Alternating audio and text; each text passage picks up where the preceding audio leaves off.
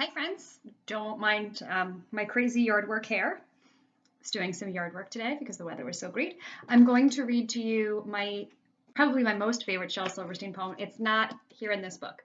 I'm going to read it off my computer screen. I found it on the internet, so my eyes might look a little funny because I'm going to flip over and follow along. Okay, it's called The Snowball. I made myself a snowball as perfect as could be. I thought I'd keep it as a pet and let it sleep with me. I made it some pajamas and a pillow for its head. Then last night it ran away. But first, it wet the bed. You get it? Can't take your snowball to bed with you. When I read that when I was about your age, I thought it was very funny. And that is in the book called Falling Up. As mentioned, it's not here in Where the Sidewalk Ends. If it's okay with you, we're going to stop poetry because look what came on Saturday. It wasn't supposed to be here till today, Monday, and I'm actually recording this video on Sunday. Wasn't supposed to be here till Monday. I didn't think I was going to have it for you till Tuesday, but it came on Saturday, and I was so excited, and I was jumping all around. So, the one and only Bob by Katherine Applegate. Sequel to the Newbery Medal winner, the one and only Ivan. On the back it says, I'll always give a dog the benefit of a doubt. Life is short, play is good, and there are plenty of tennis balls to go around. And I am going to read you the blurb inside of the jacket.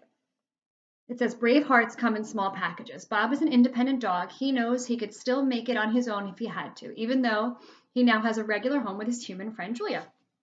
Regular meals, belly rubs, and a bed to call his own. But most of all, he still gets to visit his best friends at their new home. Ivan, a silverback gorilla, and Ruby, a young elephant, live nearby in a sanctuary. Remember, we learned about that at the end of One Only Ivan. Sanctuary is a place where they can care for animals that need to be cared for, that used to live in the wild and got injured, or in their case, were always in captivity. A home for Bob, a home for his friends, and all the treats he could want. But something's missing. Someone is missing. Someone who Bob thought was gone forever, until the day he realizes she's not. A lot can go wrong in the moment left to chance, the blink of an eye, the bounce of a bone. When a hurricane hits, totally connecting to, oh my gosh, having a brain freeze.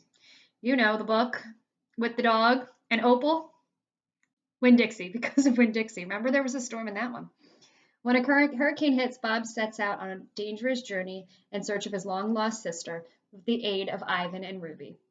In this stunning sequel to the modern classic, The One and Only Ivan, Katherine Applegate continues the story of Bob, Ivan, and Ruby as Bob finds courage he never knew he had and discovers the true meaning of friendship, family, and home.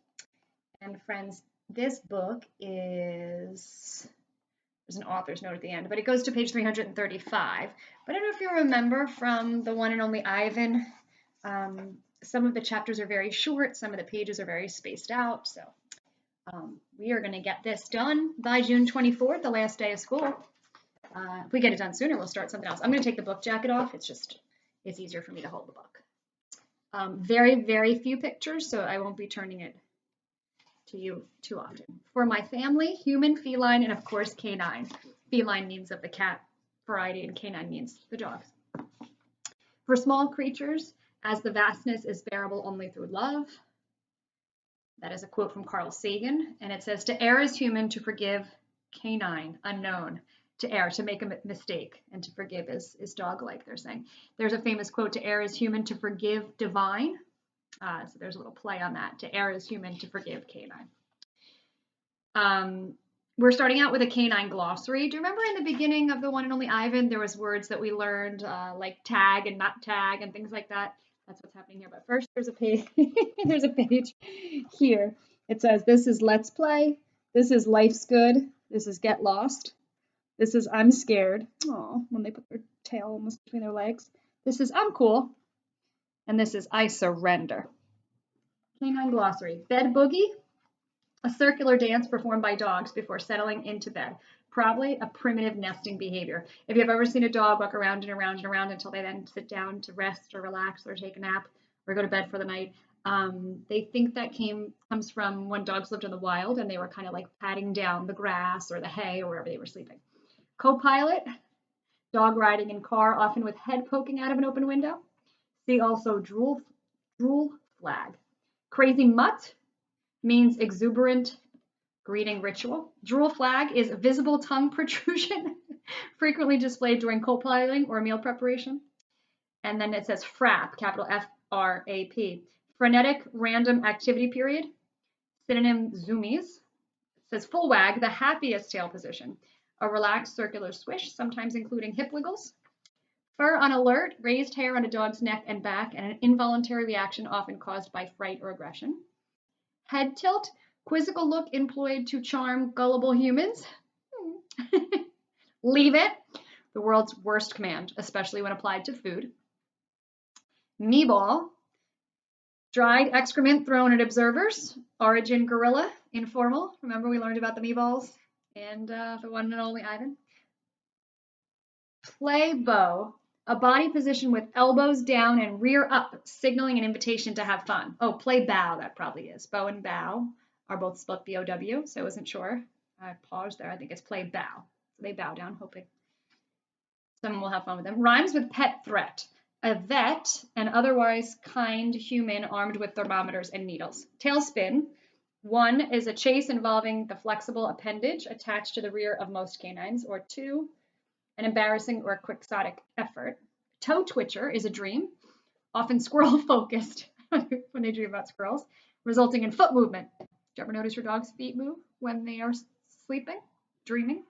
Tug of war string, a long, though never long enough, piece of fabric or leather used to lead humans during walks. UFO, unidentified food object, often found under kitchen tables or couch cushions.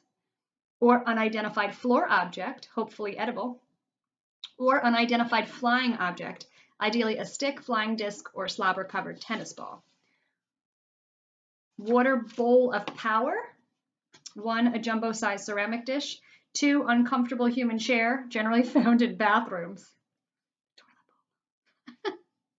The last one is zoomies. Sudden bursts of energy, usually involving chaotic dashes through the house. Informal, see also frap. That was that frenetic, F-R-A-P, frenetic random activity period. Okay, we move on.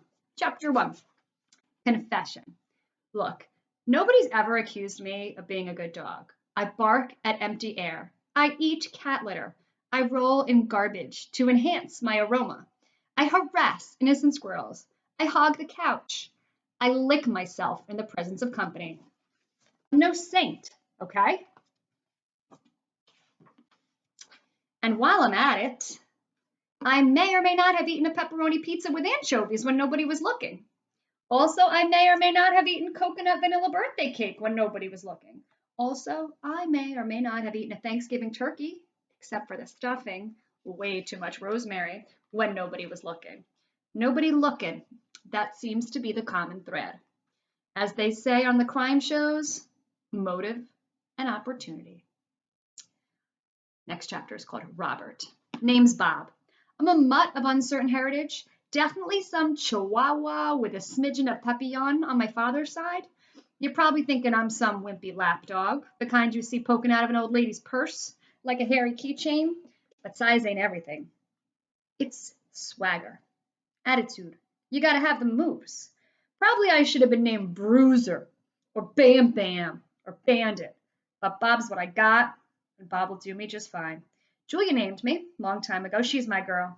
She calls me Robert when I get on her nerves. Happens pretty often, to be honest. Next chapter is called Numero Uno. There's an old saying about us dogs. It goes like this. It's no coincidence that man's best friend can't talk. Let me tell you something. If we could talk to people, they'd get an earful. You ever hear anyone mention man being dog's best friend? Nope. Didn't think so. Way I figured it that man's being dog's best friend. So it said that the dog is man's best friend. And he's saying, do you ever hear that people are our best friends? No, didn't think so. The way I've always figured it, end of the day, you got to be your own best friend. Look out for numero uno. Learned that one the hard way. That's not to say I don't have a best pal. I do. A gorilla. His name's Ivan. Big guy and I go way back. Gorilla and dog. Yeah, I know. You don't see that every day. Long story. I love that big ol' ape. Ditto, our elephant friend, Ruby. They're the best. We'll do one more chapter called How We Met. The first time I met Ivan, I was a homeless puppy, desperate, starving, all alone. It was the middle of the night, and I'd slipped into the mall where Ivan lived in a cage. I wandered a bit, grateful for the warmth, confused by the weird assortment of sleeping animals I found there, checking every trash can for anything edible. There was a small hole in a corner of Ivan's enclosure. He was fast asleep, cuddled up with a worn stuffed animal that looked like a weary gorilla. He was snoring, and man, that guy snored like a pro. In his open palm was a chunk of banana, and I still get shivers when I think about this. I ate it right out of his hand.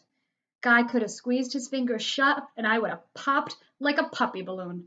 But he just kept on sleeping. And then, oh, more shivers. I am either a maniac or the bravest dog on the planet. Probably a little bit of both. I hopped up onto that big, round, furry tummy of his. That's right. I climbed Mount Ivan. Crazy, I know. I have no idea what I was thinking. Maybe I was so exhausted I went a little bonkers. Maybe he just looked so warm and cozy that I figured it was worth taking a chance. I did my bed boogie. That's that going around in circles. Dogs don't feel right till we do a quick dance before settling. Once I had things just so, I lay down in a little puppy lump, and I rode the waves on that tummy like a puppy boat on a great brown sea. When Ivan opened his eyes the next morning, he didn't seem surprised in the least to find a puppy snoozing on his belly. He refused to move until I woke up. I think he was as glad as I was to have found a new friend. And there is a picture there. Oh, I miss Ivan. We see Ivan there and Bob. And the next chapter is called The Amazing History of Man's Best Friend. I like it already. All right, my friends, see you next time. I hope you like it too.